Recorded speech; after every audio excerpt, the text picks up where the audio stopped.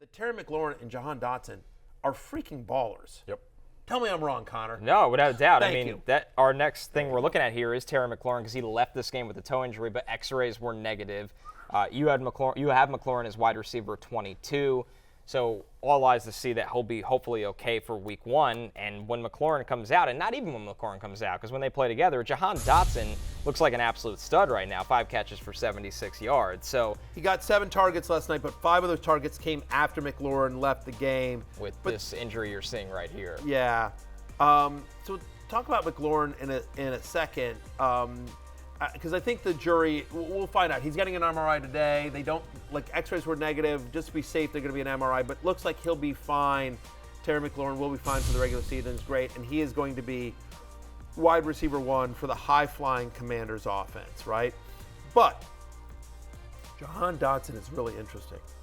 So last year, his final 5 games, he had 3 touchdowns in his final 5 games, averaged 14.7 fantasy points per game. He was the 17th best wide receiver in fantasy over the final 5 games last season. He played 1 game with Sam Howell last year. He went 3 for 72 in that game against Dallas. And obviously, just lights out last night, 5 for 76 on 7 targets. Again, 5 of the 7 targets came after McLaurin left. But still, this is a guy who was a first-round draft pick. They picked him at 16.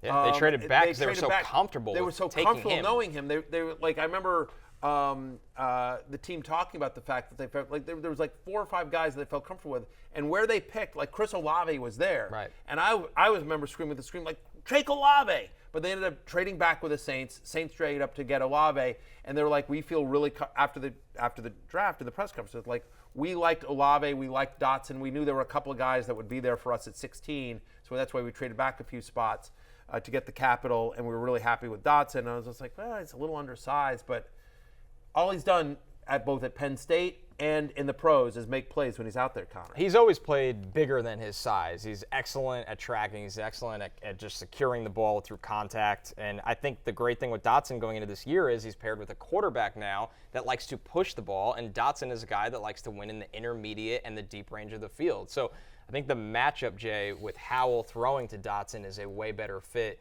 necessary than what we got to see some of his rookie year. Yeah, I think most people, when they think of the rookie wide receiver class of last year, you think Garrett Wilson, then you think Olave, and then you probably think Christian Watson. I think there's more people who would be talking about Jameson Williams, who has 1 catch in his NFL career, over Jahan Dotson. But the one thing that you love about Dotson is he was able to find the end zone 7 times last year, and he missed time, but when he was out there, he did have a nose for the end zone. So I think that particularly if McLaurin misses time, then Dotson becomes a real weapon. And even if not, he's going after Jordan Addison in drafts right now. I'd rather have Dotson. And I don't think that's fluky with him. I mean, this is a guy that caught 20 touchdowns his last 2 years of college. Right. It's not like he's just stumbling into soft parts of the zone. It's an actual skill getting open in the red area. 4 touchdowns in his first 4 weeks of 2022. Then he got hurt, and then 3 touchdowns over the final 5 weeks. And so, to your point, this is a guy that had, he's done it. Pick your cliche, but has a nose for the end zone. It is clear from last night that it is going to be under Eric Bieniemy. It is going to be an aggressive offense. It is going to be an offense that pushes the ball down the field. And I guess my question is just should I make my reservations for Las Vegas now for the Super Bowl? Should I just... We'll probably have to go anyway. I mean, we'll probably have to go so anyway. Yes, you should make them now. With you and Jay. We're going to do the show for the week, but yeah. Yeah, you want to make it's him a for shame because we Chiefs should- Cowboys. Yeah, stop it. Stop. You take that back. Yeah.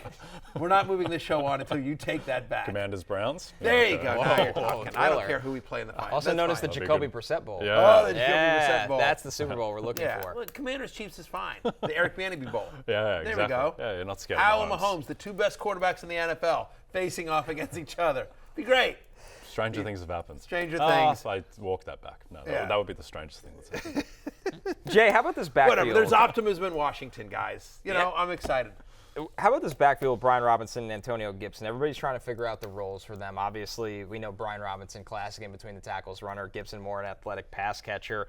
And it just feels like one of the true actual splits in the NFL. Yeah, I mean, literally, right now Gibson's going RB33, Brian Robinson's going RB34. And on paper, this seems quite defined, where you would think that it's more like B-Rob for first and second down, and then Antonio Gibson with more the pass catching, Nous is the third down guy.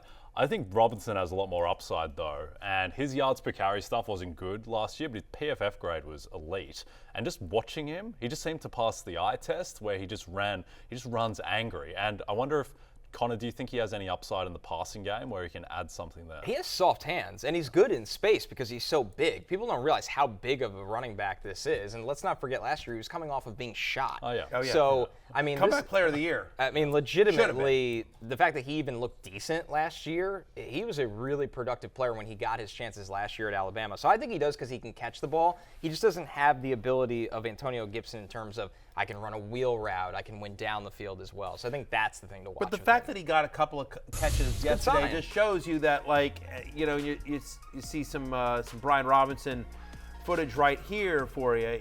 I agree with you. He runs angry. He moves the pile. He's like me, except I walk angry. I kind of waddle angry. Yeah, yeah, I waddle angry.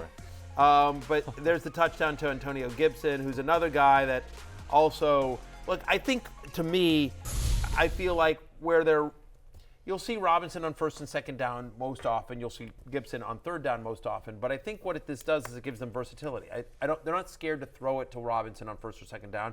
They're not scared to take Gibson up the middle or run him off tackle on third down. It gives them more versatility with their offense. And I think you'll see them be more creative with both guys.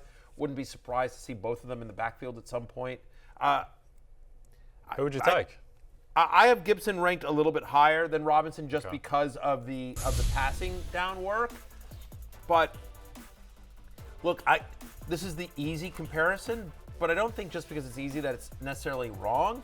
That if you think about Brian Robinson in the Isaiah Pacheco role and Antonio Gibson in the Jerick McKinnon role of how the Chiefs use their offense, again, obviously different running backs. Gibson and McKinnon especially are very different, but I think that usage is about right. That both guys were fantasy productive last year. Both guys touched the ball, and that obviously McKinnon/Gibson will catch the ball more, and Robinson/Pacheco will get the ball between the tackles more. But both guys scored touchdowns last year, Pacheco and McKinnon. I think both guys will score this year, and I think both guys are really good mid-tier kind of running backs to target either as flex plays or as depth, or again, like really interesting guys if you don't go running back early and you're going kind of a modified zero RB. Yeah, feels like this year's version, slightly lower tier version of Aaron Jones, AJ Dillon, where both guys can potentially be value at the places they're going. Both guys will have fantasy value this year. Both will be relevant. Hey, it's Matthew Berry from NBC Sports and RotoWorld.com. Just want to thank you so much for watching what you just watched, or at least being too lazy to click out of it after the autoplay just kept it going. So either way, thank you so much for just letting it scroll by your screen. And now I'd like to ask you respectfully, please subscribe to the NFL on NBC YouTube channel for the latest NFL news, fantasy headlines from RotoWorld, and betting analysis from NBC Sports Edge.